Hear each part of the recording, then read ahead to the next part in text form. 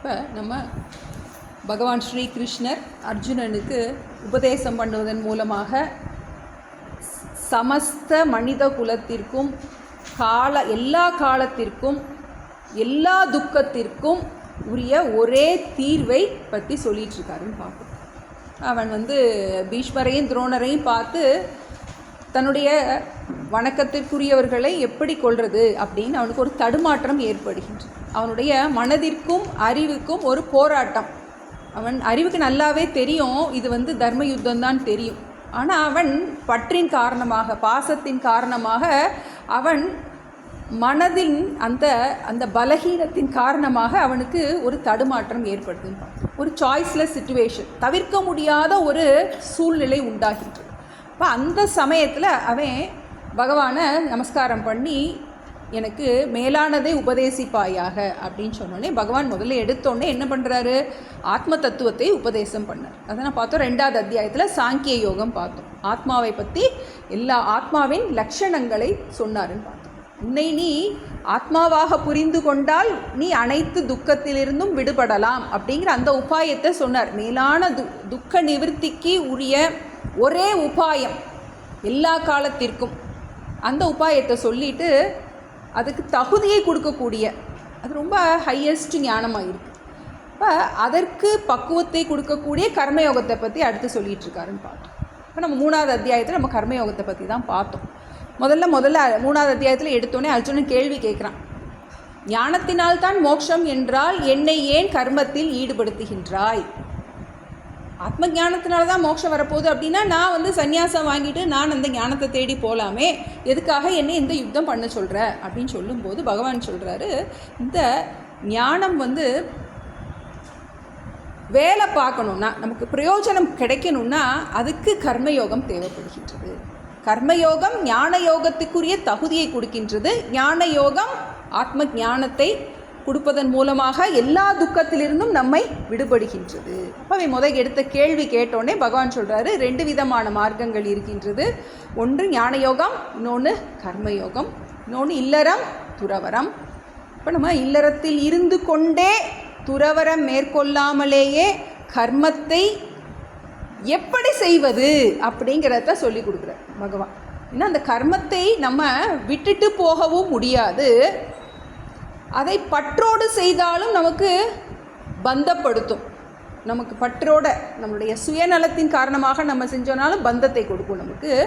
ஆனால் அதை கர்மம் பண்ணாமையும் இருக்க முடியாது. அப்போ அதில் ஒரு சின்ன சேஞ்ச் கொண்டு வர சொல்கிறார். ஒரு ஆட்டிடியூட், நம்மளுடைய பாவனையில் ஒரு மாற்றத்தை கொண்டு வா அப்படிங்கிற. பலனில் பற்றில்லாமல், சுயநலம் இல்லாமல், ஈஸ்வர அர்ப்பண புத்தியோடு, ஈஸ்வர பிரசாத புத்தியோடு நாம் ஒரு காரியத்தை செய்வது கர்மயோகம். இப்போ நம்ம முழுசாக எல்லா ஆசையை விட்டுட்டு போன்னு சொல்லலை, ஆசைகளை எப்படி பண்படுத்துவது அப்படிங்கிறதுக்குரிய உபாயத்தை சொல்கிறோம். அது என்ன பண்ணுறோம், நம்ம ஃபைன் பண்ணுறோம். நம்ம இது வரைக்கும் சுயநலமாக இருந்த நாம் கொஞ்சம் கொஞ்சமாக சுயநலத்திலிருந்து விடுபட்டு பொதுநலத்துக்கு வரோம். ஆக்சுவலாக பொதுநலத்தில் சுயநலம் அடங்கி இருக்கின்றது, அது நமக்கு தெரிய மாட்டேன். அதுதான் பகவான் சொல்கிறார், எல்லாரும் நல்லா இருக்கணும் நீ அதில் நீயும் அடங்குற. இப்போ நான் மட்டும் நல்லா இருக்கணும், நான் மட்டும் நல்லா இருக்கணும்னு நீ நினைக்கிற. அதை என்ன பண்ணுற, நீ அதை கொஞ்சம் மாற்றி யோசி. உன்னுடைய செயல் எல்லாத்தையுமே ஈஸ்வர அர்ப்பண புத்தியாக செய். உனக்கு என்ன பலன் வருதோ அதை நீ ஈஸ்வர பிரசாதமாக எடுத்துக்கோ அப்படின்னு சொல்லிட்டு, இதுதான் கர்மயோகம் அப்படின்னு சொல்லிட்டு தன்னையே உதாரணமாக சொல்கிறாருன்னு பார்த்தோம். நானே என்ன பண்ணலை, நான் விட்டுட்டு போகலை. எதனால், எத்யத் ஆச்சரதி ஸ்ரேஷ்டக தத்ததேவே தரோஜனக. பெரியவர்கள் எதை செய்கின்றார்களோ அதைத்தான் மற்றவர்கள் வழிகாட்டியாக எடுத்துக்கிறாங்க.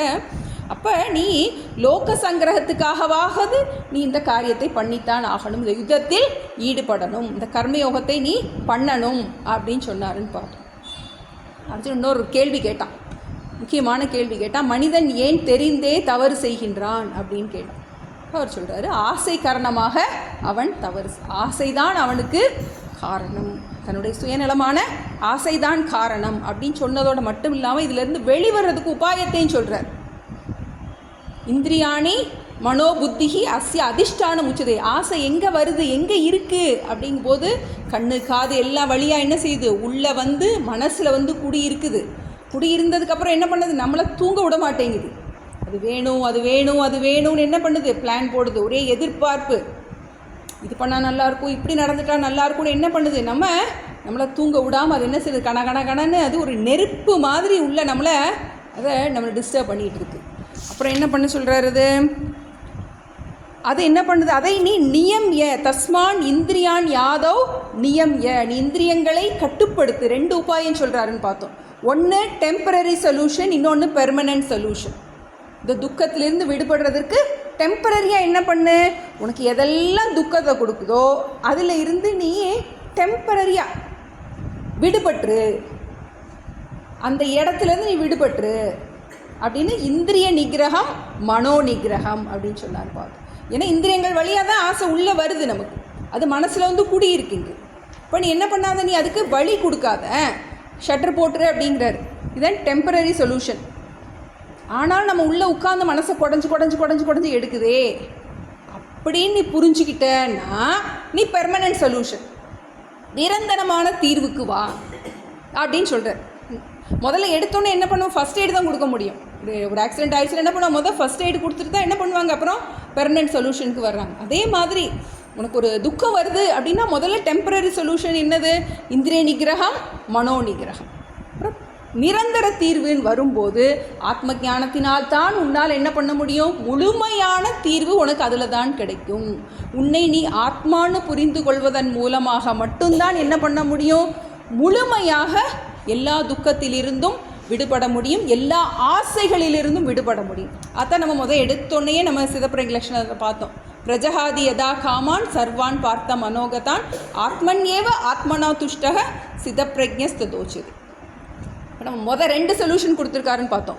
முதல் சொல்யூஷன் என்னது, கர்மயோகத்தின் மூலமாக கிடைக்கும். 2வது நிரந்தரமான சொல்யூஷன் என்னது, நமக்கு இந்த ஞான யோகத்தின் மூலமாகத்தான் கிடைக்கும். தொடங்கும் போது கர்மயோகத்தில் தொடங்கினாலும் கடைசியில் முடிக்கும் போது எதில் கொண்டு வந்து முடிச்சிட்டார், ஞான யோகத்தில் தான் கொண்டு வந்து முடிக்கிறார். ஏன்னா இதுதான் நமக்கு நிரந்தரமான தீர்வு நம்ம புரிஞ்சுக்கிட்டோம். நம்ம அடுத்து 4வது அத்தியாயத்துக்குள்ளே போகிறோம். அத சதுர்த்தோத்யாயः ஞான கர்ம சந்நியாச யோகः. ஸ்ரீ பகவான் உவாச்ச இமம் விவஸ்வதே யோகம் प्रोक्तवानहम् अव्ययम् विवस्वान् मनवे प्राह मनुरिक्ष्वाहवे ब्रवीत्. श्रीभगवानुवाच इमं विवस्वते योगम् प्रोक्तवानहम् अव्ययम् विवस्वान् मनवे प्राह मनुरिक्ष्वाहवे ब्रवीत्. சதுர்த்த அத்தியாய, சதுர்த்தம்னா 4வது அத்தியாயம். அத்தியாயத்தினுடைய பேர் என்ன, ஞான கர்ம சந்நியாச யோக. 4 பதம் இருக்குது, ஞான கர்ம சந்நியாச யோக. யோக அப்படின்னா டாபிக், தலைப்பு. சாங்கிய யோகம், கர்ம யோகம் அப்படின்னா அந்த கர்மத்தை பற்றின தலைப்பு. இப்போ இங்கே என்னது, ஞான கர்ம சந்நியாச யோக. சந்நியாசம் அப்படின்னா என்னது, துறப்பது. துறப்பதை பற்றிய தலைப்பு. எதை துறப்பது, கர்ம சந்நியாச யோக. கர்மத்தை துறப்பதா, அதான் பொடி வச்சு சொல்கிறார். ஏன்னா ஏற்கனவே நம்ம படித்தது கர்மத்தை பண்ணு சொல்லியிருக்கேன். இப்போ ஞான கர்ம சந்நியாச யோக அப்படின்னா ஞானத்தினால் கர்மத்தை துறப்பது. ஞானத்தினால் கர்மத்தை எப்படி துறப்பது அதை சொல்லிக் கொடுக்க போகிறேன். கர்மத்தை நம்ம என்ன பண்ண போகிறதில்ல, விட போகிறதில்ல. இப்போ ஞானத்தின் மூலமாக எப்படி கர்ம சந்நியாசம் பண்ணுறது, ஞான கர்ம சந்நியாச யோக. முதல்ல எடுத்தோன்னே இதில் பகவான் தான் பேச தொடங்கிறார். போன அத்தியாயத்தில் பார்த்தோம், யார் பேசுனா, அர்ஜுனனோட கேள்வியாக அமைஞ்சது. அதுக்கு முந்தின 2வது அத்தியாயத்தில் சஞ்சயர் பேசினார். முதலில் தொடக்கம் எடுத்தோடனே திருதராஷ்டிரன் பேசியிருக்கான். யார் யார் பேசுகிறாங்கிறத நம்ம கொஞ்சம் யோசிச்சுக்கணும். இப்போ இதில் பகவானே பேச தொடங்கிறார். ஏன்னா முடிச்சிருக்கார், ரொம்ப ஹையஸ்ட்டாக முடிச்சிருக்கார், ரொம்ப ஹையஸ்ட்டு கொண்டு வந்து முடிச்சிருக்கார். உனக்கு நிரந்தரமான தீர்வை இதுதான் கொடுக்கும் அப்படின்னு சொல்லிட்டு முடிச்சுட்டு அர்ஜுனன்கிட்ட சொல்கிறாரு. இந்த முதல் ஸ்லோகத்திலேருந்து 3வது ஸ்லோகம் வரைக்கும் இது வந்து இந்த ஞானத்தை ஸ்துதி பண்ணுறார். ஏன்னா அந்த ஞானத்தை தான் முடிச்சிருக்காரு. ஏவம் புத்தே பரம் புக்த்வா சம்ஸ்தபி ஆத்மானம் ஆத்மனா ஜஹிஷத்ரு மகாபாகோ காமரூபம் துராசதம். இந்த ஞானத்தின் மூலமாகத்தான் நீ உன்னுடைய சத்ருவாகிய காமத்தை, ஆசையை முழுமையாக ஜெயிக்க முடியும்னு சொல்லிட்டு அந்த ஞானத்தை புகழ்கிறார். எப்படிப்பட்ட ஞானம் அப்படின்னு சொல்லும்போது, இமம்னா இந்த ஞானமானது விவஸ்வதே யோகம் புரோக்தவான் அகம் அவ்யயம். அவ்யயம்னா மாறாத, அழியாத. இந்த மாறாத அழியாத இந்த ஞானத்தை நான் அகம் புரோக்தவான்னா நான் உபதேசம் செய்தேன். இந்த மாறாத அழியாத இந்த ஞானத்தை நான் உபதேசம் செய்தேன். யாருக்கு? விவஸ்வதே. விவஸ்வான்னா சூரியனுக்கு ஒரு பேர் விவஸ்வான். பகவான் சொல்கிறாரு, இந்த ஞானத்தை நான் சூரியனுக்கு உபதேசம் பண்ணினேன் அப்படிங்கிறார். எந்த ஞானம்?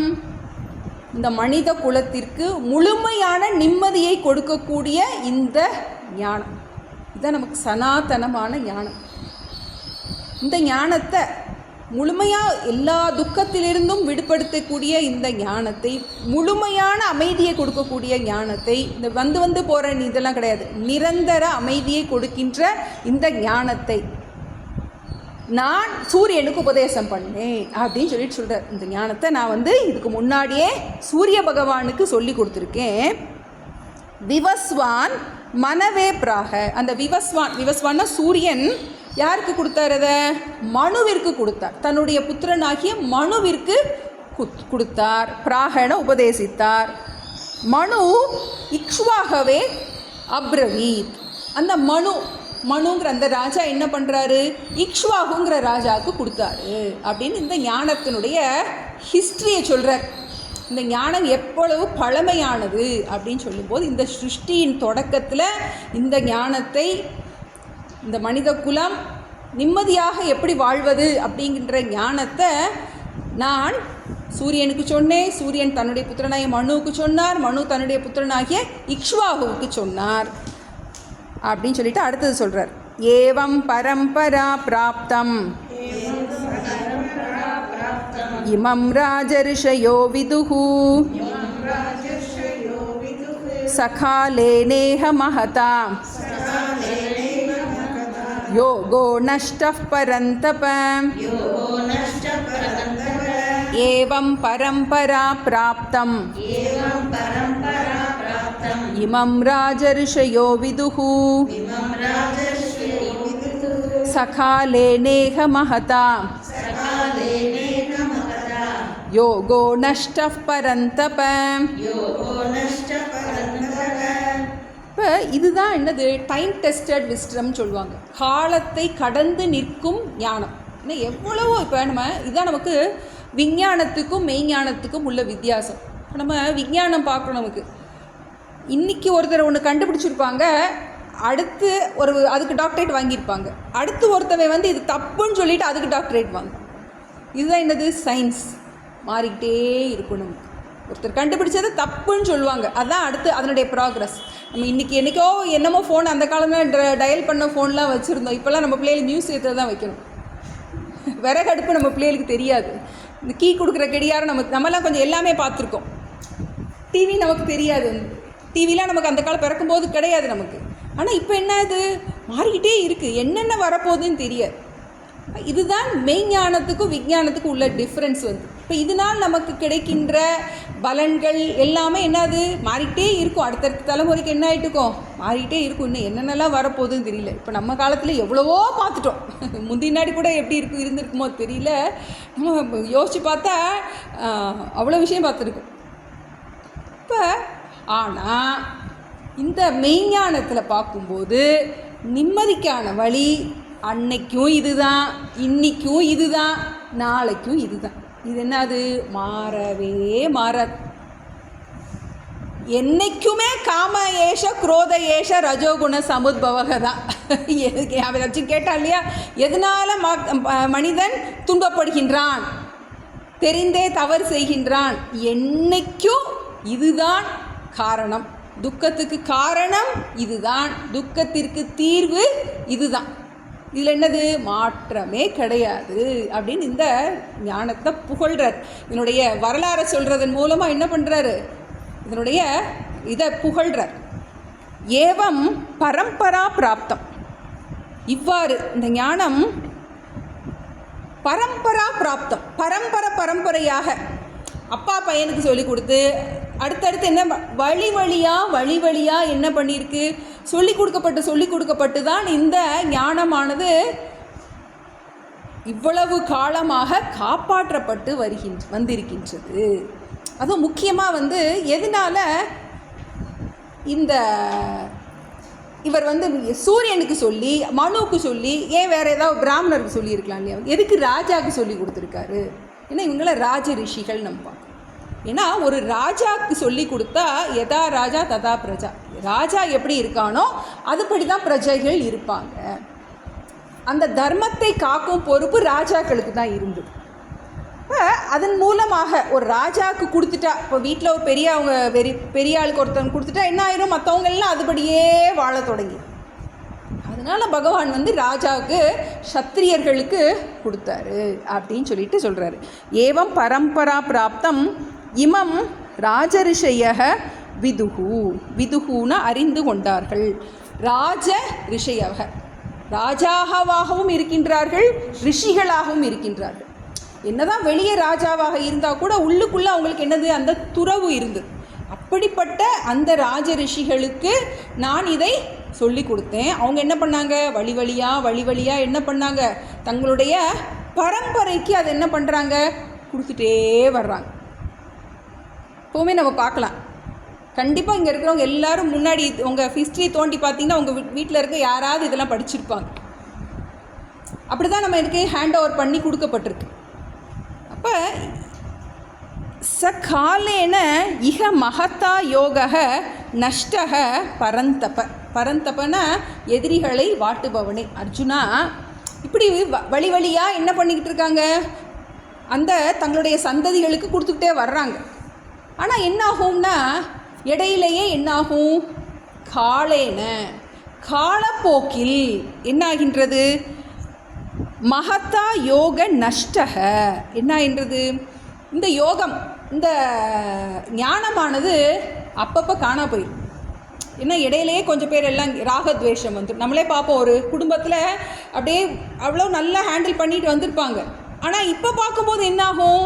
அது மாறி இருக்கு. என்னன்னா காலப்போக்கில் மனிதனுடைய ராகத்வேஷத்தின் காரணமாக நம்மளே பார்க்குறோம். நம்ம நாட்டோட ஹிஸ்ட்ரியெல்லாம் பார்க்குறோம். அந்த காலத்தில் எப்படி ஒரு சுதந்திர போராட்டத்துக்கு தலைமுறையாக அப்படிலாம் இருந்திருக்காங்க. இப்போ நம்ம பிள்ளைகளுக்கு அதனுடைய அருமையே தெரிய மாட்டேங்குதுன்னு சொல்கிறோம். இப்போ அது மாதிரி பகவான் சொல்லி கொடுத்துருக்காரு. இடையில என்ன ஆயிடுச்சு? இந்த யோகமானது, இந்த ஞானமானது மறைந்து விட்டது. ஏன்னா அந்த காலத்தில் கல்வினா இதுதான் கல்வியாக இருந்திருக்கு. குருகுலத்தில் இதுதான் கல்வி. நம்மளோட நாட்டில் எல்லாமே நமக்கு நிம்மதிக்கான படிப்பு தான், சயின்ஸ் படிப்பெல்லாம் கிடையாது.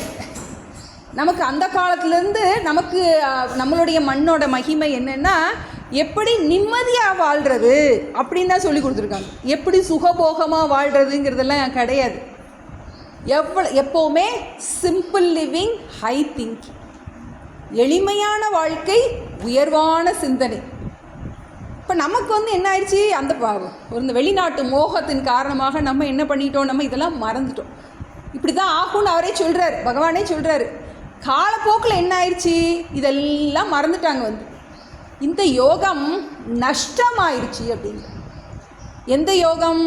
இந்த நிம்மதிக்கான இந்த வழிமுறை, இந்த நிம்மதியை கொடுக்கின்ற இந்த ஞானமானது இன்றைக்கும் என்றைக்கும் நமக்கு அமைதியான சந்தோஷமாக வாழ்வதற்குரிய இந்த ஞானமானது காலேன நஷ்டக, காலப்போக்கில் என்னாச்சு? மனுஷன் மறந்து விட்டான். படிக்கிறோம் இல்லையா அவன் மறந்து விட்டான். யோகோ நஷ்டக, நஷ்டம். நஷ்டம்னா என்னது? நஷ்டம் இன்னொன்று 2 விதம் இருக்குது நஷ்டத்துக்கும் நாசம் ரெண்டுக்கும் டிஃப்ரென்ஸ் சொல்கிறாங்க சுவாமிஜி நஷ்டம் நாசம். நாசம்னா கம்ப்ளீட்டாக டெஸ்ட்ராய் பண்ணுறது. நஷ்டம்னா இடையில டெம்பரரியாக என்ன ஆயிடுது, அது அதனுடைய வீரியம் குறைஞ்சிருக்கு. இப்போ என்ன ஆயிடுச்சு? மெய்ஞானம் தான் முன்னாடி உச்சியில் இருந்திருக்கு, விஞ்ஞானம் கீழே இருந்திருக்கு. இப்போ என்ன ஆயிடுச்சு? விஞ்ஞானம் தான் மேலே இருக்குது, மெய்ஞானம் கீழே போயிடுச்சு. மெட்டீரியலிசம் மேலே இருக்குது, நமக்கு சுகபோகம் மேலே இருக்குது, மன அமைதிலாம் பரவாயில்லைங்கிற மாதிரி இருக்கும்.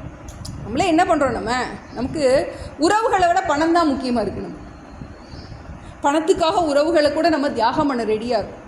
பிள்ளைலாம் வெளிநாட்டுக்கு போகிறாங்க உறவுகளை விட என்ன ஆகுது நமக்கு எல்லா இடமும். இப்போ மெய்ஞானம் விஞ்ஞானம் இதுக்கு என்றைக்கும் என்ன இருக்குது, ரெண்டுலேயும் ஒரு கிளாஷ் இருந்துகிட்டே இருக்குது. இப்போ மெய்ஞானத்தின் மூலமாக நமக்கு என்ன கிடைக்கிறது? நிரந்தர அமைதி கிடைக்கின்றது. விஞ்ஞானத்தின் மூலமாக தற்காலிக சுகம்தான் கிடைக்குது. இப்போ மனிதன் இப்படி தான் இருப்பான். இப்போ என்ன, பகவான் அந்த உயர்வான அந்த ஞானம் நான் சூரியனுக்கு சொல்லி கொடுத்தேன். சூரியன் இந்த ஞானத்தை மனுவிற்கு, தன்னுடைய மகனாகிய மனுவிற்கு சொல்லி கொடுத்தான். மனு என்ன பண்ணுறான்? இதை இக்ஷ்வாவுக்கு சொல்லி கொடுத்தான். இது பரம்பரையாக என்ன பண்ணியிருக்கு? இந்த நிம்மதியாக இருப்பதற்குரிய இந்த ஞானமானது பரம்பரையாக கொடுக்கப்பட்டு வந்தது. காலப்போக்கில் அது என்ன ஆயிடுச்சு? இது நஷ்டமாயிடுச்சு. நஷ்டம்னா டெம்பரரியாக என்ன ஆயிடுச்சு? அதனுடைய பலம் குறைஞ்சிருச்சு அப்படின்னு சொல்லிட்டு அடுத்து இந்த ஞானத்தை இன்னும் புகழ்கிறார். 3வது ஸ்லோகம். சயே வாயம்மயா தேத்ய யோகः प्रोक्तः पुरातनः भक्तोऽसि मे सखा चेति रहस्यं ह्येतदुत्तमम् स एवायं मया तेद्य योगः प्रोक्तः पुरातनः भक्तोऽसि मे सखा चेति रहस्यं ह्येतदुत्तमम्.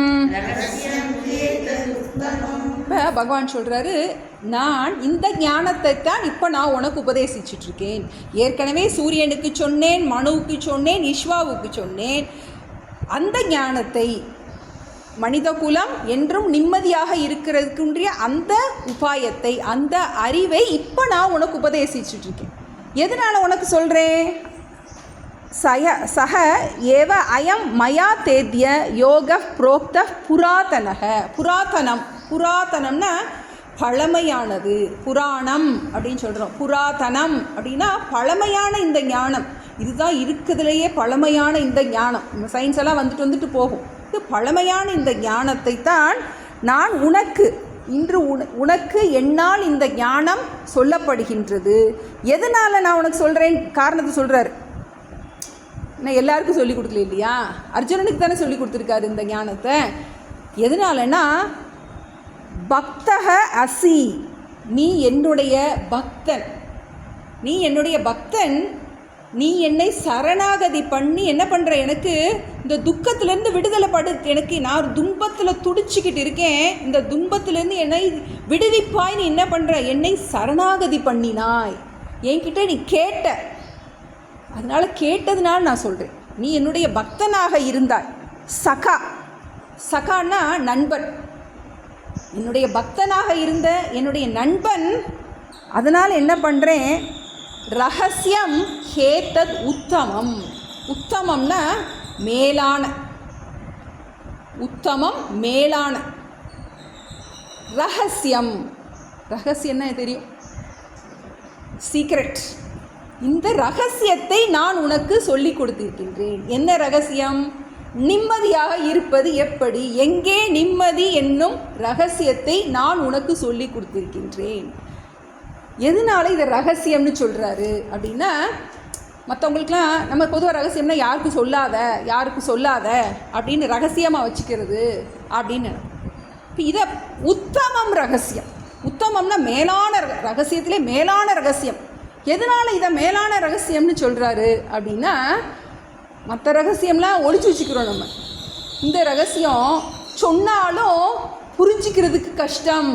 நீ ஆத்மா அப்படின்னு சொன்னாலும் என்ன பண்ண முடியாது, நம்மளால் கிரகிச்சிக்க முடியாது. அதனால இது என்ன சொல்கிறாரு, இது மேலான ரகசியம். ரகசியங்களிலெல்லாம் மேலான ரகசியம். சொன்னாலும் உனக்கு புரியாது, மற்றதெல்லாம் சொல்லாததுனால ரகசியம்னு சொல்கிறோம். இப்போ இது எதனால் உத்தமம் ரகசியம் சொல்கிறாரு, இவனுக்கு சொன்னாலும் ஈஸியாலாம் புரியாது, இதுக்கு நிறைய குவாலிஃபிகேஷன் வேணும், உனக்கு இந்திரிய நிகிரகம் வேணும், மனோ நிகிரகம் வேணும். அதனால என்ன பண்ணுறாரு, இது வந்து மேலான ரகசியம். இந்த மேலான உத்தமமான ரகசியத்தை உனக்கு நான் இன்று சொல்லி கொடுக்கின்றேன். எதனால், நீ என்னுடைய பக்தனாக இருக்க, நீ என்ன சரணாகதி பண்ணி கேட்ட, இன்னொன்று என்னுடைய நண்பனாக, 2 காரணத்துக்காக நான் உனக்கு இதை சொல்லி கொடுக்கின்றேன் அப்படின்னு சொல்லிட்டு ஒரு இதை ஸ்துதி பண்ணுறார். இந்த ஞானத்தை ஸ்துதி பண்ணுறார். சொன்னோடனே இதுக்கு ஒரு டவுட் நமக்கு கண்டிப்பாக வரணும். என்ன சொல்கிறார் கிருஷ்ணன் சொன்னார், நான் இந்த சிருஷ்டி தொடக்கத்தில் இந்த ஞானத்தை சூரியனுக்கு சொன்னேன், மனுவுக்கு சொன்னான், அடுத்து ஈஸ்வாவுக்கு சொன்னான். அர்ஜுனனுக்கு அடுத்து ஒரு கேள்வி கேட்கு, நீ இப்போ என் கூட பேசிகிட்டு இருக்க, நீ தேவகி புத்திரன், நீ என்ன ரீல் விட்றியா அப்படின்னு கேட்கல. அப்போ என்ன சொல்ல போகிறாரு, அடுத்ததில் அவன் கேள்வி கேட்க போகிறான். அர்ஜுனன் டக்குன்னு என்ன பண்ணுறான், இன்டர்ஃபியர் பண்ணி கேட்க போகிறான்.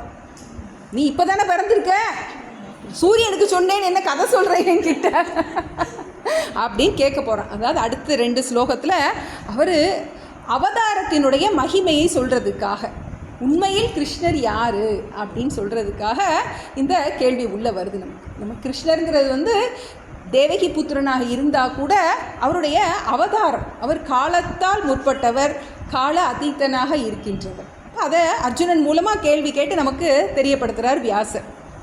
அர்ஜுன உவாச்ச அபரம் பவதோ ஜென்ம பரம் ஜென்ம விவஸ்வதः கதம் ஏதத் விஜானியாம் த்வமாதௌ ப்ரோக்தவானிதி. अपरं भवतो जन्म परं जन्म विवस्वतः कथम एतत् विजानीयाम् त्वमादौ प्रोक्तवानिति.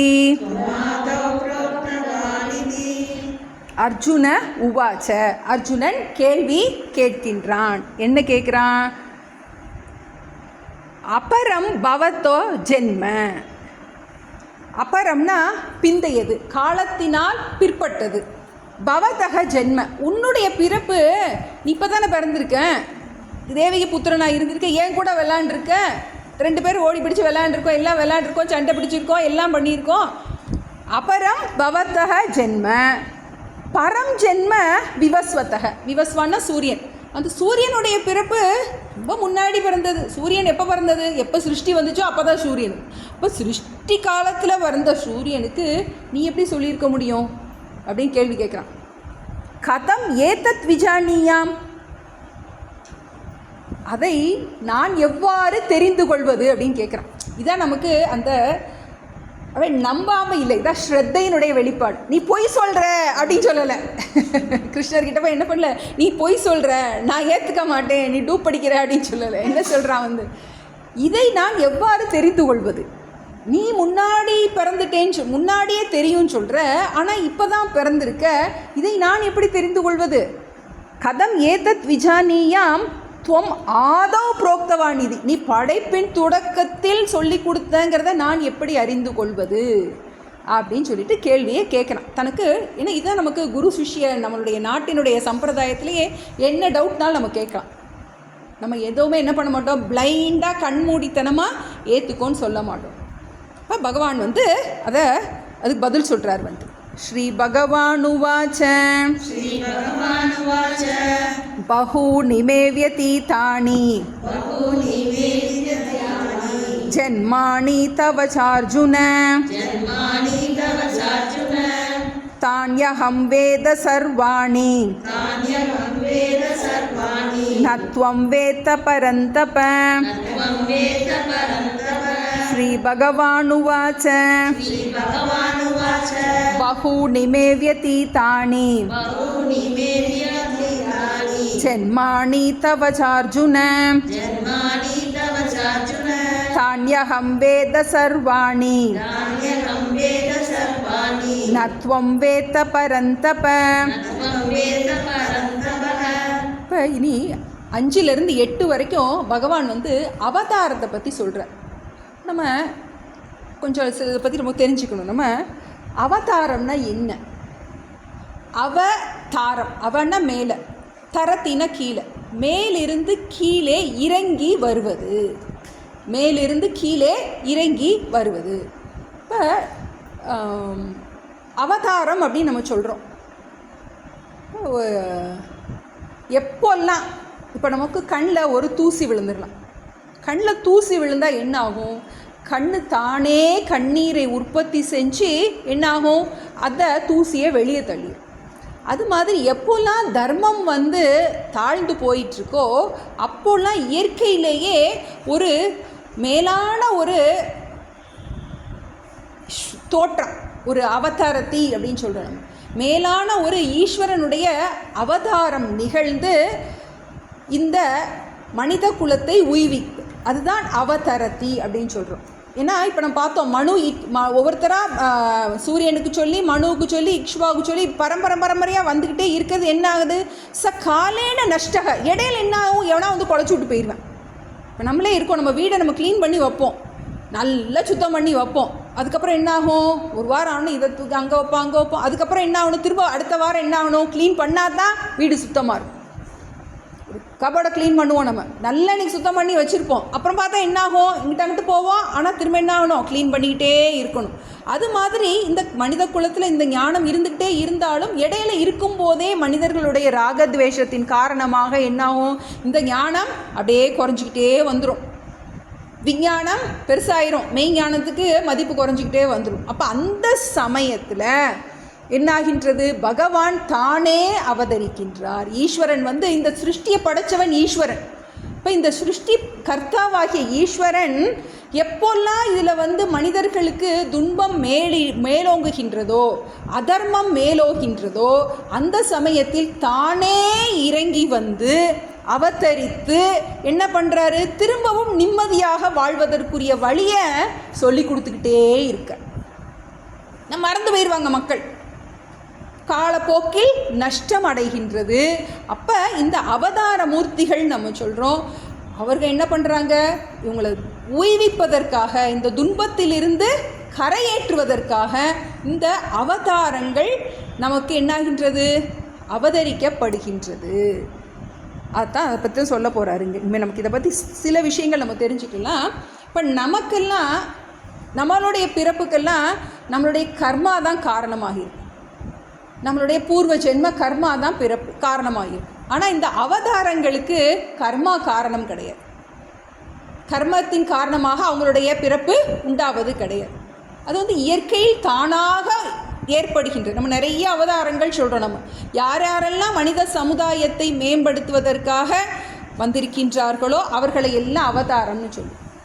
இப்போ அவதாரம் சொல்லும்போது எனக்கு ஒருத்தர் நான் அவதாரம்னு நினைக்கலாம், இன்னொருத்தர் அவதாரம்னு நினைக்கலாம். அதுக்கு சாய்ஸ் இருக்குது. இவங்களை ஒருத்தர் அவதாரம்னு சொல்லும்போது நான் அவங்கள அவதாரமாக ஏற்றுக்கணும்னு அவசியம் கிடையாது நமக்கு. அதனால தான் சொல்ல அவதாரம்ங்கிறது பிராதிபாசிக்கம்னு சொல்லுவோம்.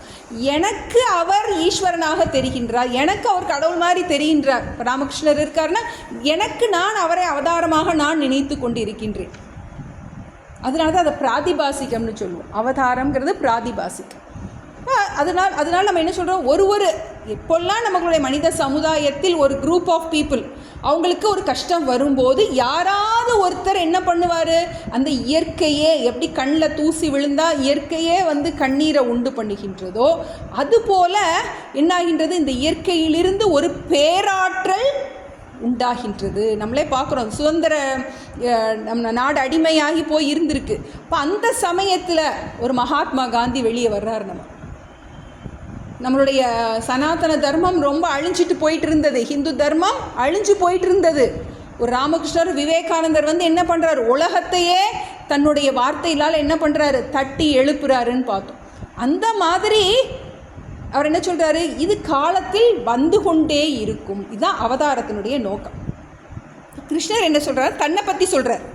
இப்போ கிருஷ்ணர் வந்து நம்ம ஜென்ரலாக அவதாரம்னா என்னன்னு பார்த்தோம். அவதாரம்னா மேலிருந்து கீழிறங்கி வந்து மனிதர்களை, மனித சமூகத்தை காப்பாற்றுவதற்காக வருகின்ற அந்த பேராற்றலை நாம் அவதாரம்னு சொல்கிறோம்.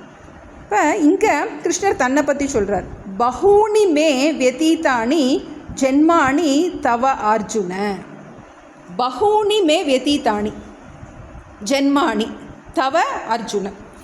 ஜென்மங்கள் அர்ஜுனா, உனக்கு பகூனி மே வெதீதானி, உனக்கும் எனக்கும் பல பிறவிகள் நடந்திருக்கு, பல பிறவிகள் உண்டாயிருக்கின்றது, உனக்கு பலவிதமான பிறவிகள் இருக்கின்றது. தான் அகம் வேத சர்வாணி நத்வம் வேத்த பரந்தப. நான் எல்லாவற்றையும் அறிவேன், உன்னுடைய பிறவி எல்லாத்தையும் நான் அறிவேன், என்னுடைய அவதாரம் எல்லாவற்றையும் நான் அறிவேன், ஆனால் நீ அறிய மாட்டாய். அதான் ஈஸ்வரனுக்கும் மனுஷனுக்கும் என்ன என்னக்கா எனக்கு நம்ம பகுனி மே பிறவி கிடையாது. அவதாரத்தை ஆமாம், நம்ம பகவானை வந்து நம்ம பிறவின்னு சொல்ல மாட்டோம், பகவானை வந்து அவதாரம்னு சொல்லுவோம். ஏன்னா நமக்கு வந்து கர்மத்தினால் உண்டாகின்றதை பிறவின்னு நம்ம சொல்கிறோம். அவங்க வந்து பேராற்றல் வந்து இந்த உலகத்தை உய்விப்பதற்காக வருகின்ற அந்த ஆற்றல். நம்ம கஷ்டப்படும் போது உலகத்தினுடைய இந்த இயற்கையே என்ன பண்ணுகின்றது, ஒரு பேராற்றலை உண்டு பண்ணி மனித சமுதாயத்தை காப்பாற்றுகின்றது. அப்போ தான் அகம் வேத சர்வாணி, இதுதான் நமக்கும் பகவானுக்கும் வித்தியாசம். பகவான் சொல்கிறாரு, நீ நிறையா வாட்டி பிறந்திருக்க, ஆனால் உனக்கு உன்னுடைய பல முன்பிறவி எல்லாம் உனக்கு தெரியாது. நான் அவதாரம், நான் ஈஸ்வரன், அதனால் எனக்கு நடந்தது, நடக்கின்றது, நடக்க போகிறது எல்லாம் எனக்கு தெரியும். இது நமக்கும் ஈஸ்வரனுக்கும் உள்ள வித்தியாசம். ஈஸ்வரனுக்கும் நமக்கும் உள்ள வித்தியாசம். அவர் சர்வஜன்னு நம்ம சொல்லுவோம். சர்வஜம்னா எல்லாம் அறிந்தவன் இறைவன். நம்ம அல்பஜன்னு சொல்லுவோம். நமக்கு அல்பம், நமக்கு கொஞ்சம் கூட தெரியாது. இவர் சொல்லுவார் நமக்கு ஆம்னீஷியன்ட், அவர் ஆம்னீஷியன்ட்டு, நமக்கு ஆம்னீஷியன்ஸுக்கு ஸ்பெல்லிங் கூட தெரியாது அப்படிம்பார். ஏன்னா நமக்கு அவ்வளோதான், கொஞ்சம்தான் நமக்கு அறிவு. ஆனால் பகவான் எல்லாவற்றையும் அறிந்தவராக இருக்கின்றார். தான்யகம் வேத சர்வாணி நத்வம் வேத பரந்தப. ஜீவனாகிய நீ, உனக்கெல்லாம் எல்லாம் தெரியாது, நமக்கு கொஞ்சம்தான் தெரியும். நான் எல்லாவற்றையும் அறிந்தவன். இப்போ எனக்கு முக்காலமும் தெரியும், நான் காலத்தை கடந்தவனாக இருக்கின்றேன். நான் தான் அந்த காலத்தில், அந்த சமயத்தில், சிருஷ்டி தொடக்கத்தில் இதை நான், ஏன்னா ஈஸ்வரன் இல்லாமல் சிருஷ்டியே கிடையாது. சிருஷ்டிக்கு முன்னாடியே ஈஸ்வரன் இருக்கார். அந்த ஈஸ்வரன் தான் இந்த சூரியனையே சிருஷ்டி பண்ணார். இப்போது நான் சிருஷ்டி காலத்திலேயே என்ன பண்ணுறேன், நான் இதை சூரியனுக்கு சொன்னேன், சூரியன் மனுவுக்கு சொன்னான், மனு ஈஸ்வாவுக்கு சொன்னான். இப்படி பரம்பரையாக இந்த ஞானமானது, எந்த ஞானம், மாறுகின்ற உலகில் மாறாத நிம்மதி எப்படி அடைவது, மாறிக்கொண்டே இருக்கின்ற இந்த உலகத்தில் உறவுகளில் எப்படி நாம் மாறாத நிம்மதியை அடைவது என்னும் இந்த ஞானத்தை, இந்த மெய்ஞானத்தை நான் பழமையாக உலகம் தோன்றிய காலத்திலேயே நான் சொல்லி கொடுத்துட்டேன். உலகத்தை எப்போ நான் படைச்சனோ, படைக்கும் போதே நிம்மதிக்கான வழியை நான் சொல்லி கொடுத்துட்டு தான் நான் படைச்சிருக்கேன். நான் வந்து அது என்ன ஆகின்றது, காலப்போக்கில் அது மனிதனுடைய ராகத்வேஷத்தின் காரணமாக அது என்ன ஆகின்றது, குறைஞ்சி போகின்றது. ஆனால் இப்போ நான் வந்து நீ கேட்டதுனால, என்னை சரணாகதி பண்ணதுனால, என்னுடைய நண்பனாக நீ இருப்பதன் காரணமாக, நான் உனக்கு இந்த தகுதி இருப்பதனால், முக்கியமாக தான் அர்ஜுனனுக்கு என்ன இருக்குது, அவனுக்கு அந்த தகுதி இருக்கின்றது. அதன் காரணமாக நான் இதை உனக்கு இப்போது நான் உபதேசித்து இருக்கின்றேன். அப்போ அர்ஜுனனுடைய கேள்வி அடுத்து டக்குன்னு என்ன பண்ணுறான், அவன் கேள்வி கேட்குறான், நீ இப்போ தானே என் கூட பிறந்த, அப்போ இது எப்படி நான் வந்து நீ எப்படி முன்னாடி சொல்லியிருக்க முடியும் அப்படின்னு சொல்லும்போது பகவான் சொல்கிறாரு, தன்னுடைய அவதாரத்தினுடைய மகிமையை சொல்ல தொடங்குகிறார். இன்னும் 2 ஸ்லோகத்தில் இதான் சொல்ல போகிறாரு. இன்னைக்கு கிளாஸ் இதோடு நம்ம முடிச்சுக்கிடுவோம், சாண்டிங் பண்ணிடுவோம் நம்ம. अथ चतुर्थोऽध्यायः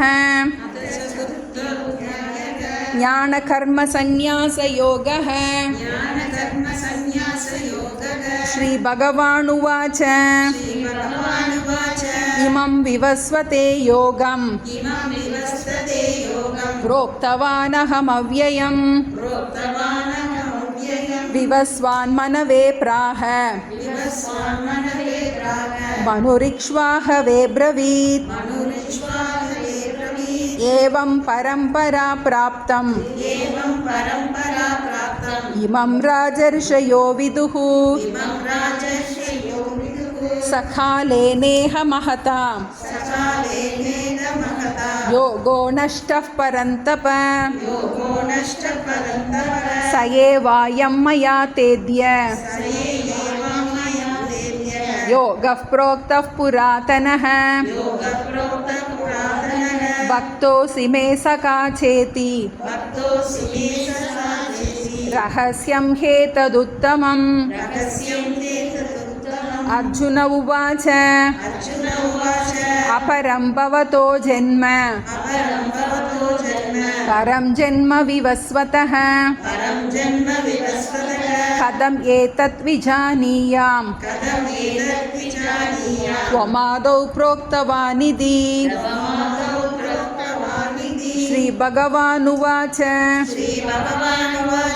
बहूनि मे व्यतीतानि जन्मानि तव चार्जुन तान्यहं वेद सर्वाणि न त्वं वेत्त परन्तप। ओ प्रपन्नपारिजाताय स्तोत्रवेत्रैकपाणये ज्ञानमुद्राय कृष्णाय गीतामृतदुहे नमः। ॐ सर्वे भवन्तु सुखिनः सर्वे सन्तु निरामयाः सर्वे भद्राणि पश्यन्तु मा कश्चित् दुःखभाग् भवेत्। ॐ शान्ति शान्ति शान्तिः। हरिः ॐ श्रीगुरुभ्यो नमः। हरिः ॐ सर्वं कृष्णार्पणमस्तु।